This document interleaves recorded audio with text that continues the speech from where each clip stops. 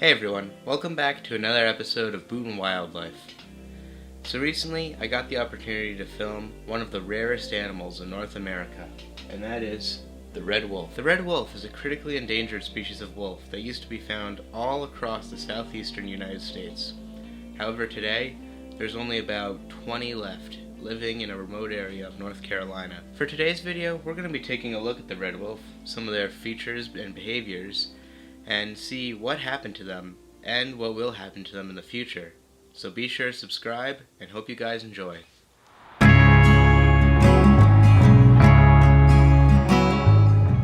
The red wolf is a smaller species of wolf that once ranged across all of the southeast, as far west as Texas and as far north as New Jersey.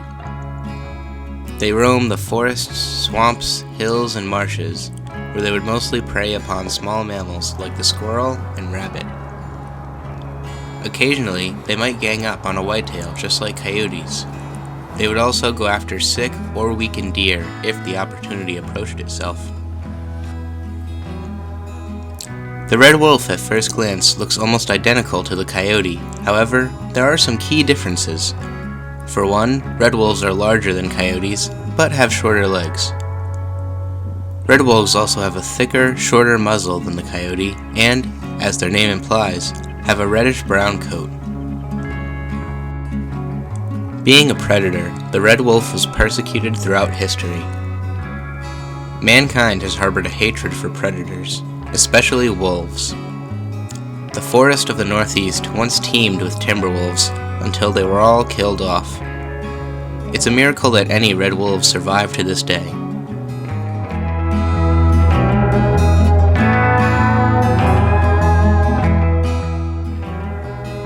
Thousands of these wolves were trapped and shot, since many of them were seen as a threat to livestock. Their home range was also drastically changing, with more and more people moving in, causing habitat destruction. Eventually, their home range began to shrink. By 1970, there was only a small red wolf population, restricted to a small area on the Gulf Coast of Louisiana and Texas. When conservation efforts failed for these wild wolves, the United States Fish and Wildlife Service evacuated them, taking the wolves to a facility in Washington state where they would hopefully breed.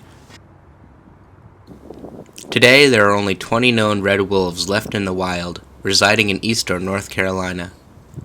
In captivity, there are over 200 wolves, which are used to play a vital role in the reintroduction of this animal to its former range.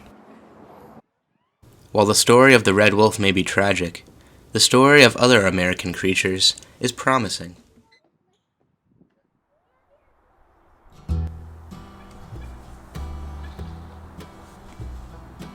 At one point in time, the symbol of our nation, the bald eagle, was once in a similar predicament. Settlers and fishermen saw the eagle as a nuisance and attempted to kill them off. Later on, in the 1960s and 70s, habitat loss and pollution were contributing factors to the decimation of eagles, with chemicals like DDT infecting their food supply. Eventually, people made an effort to protect this majestic bird and restore it to its historic range. Today, there are 250 active eagle nests in New Jersey alone. I'm personally proud to say that one of those nests can be found in my hometown of Boonton.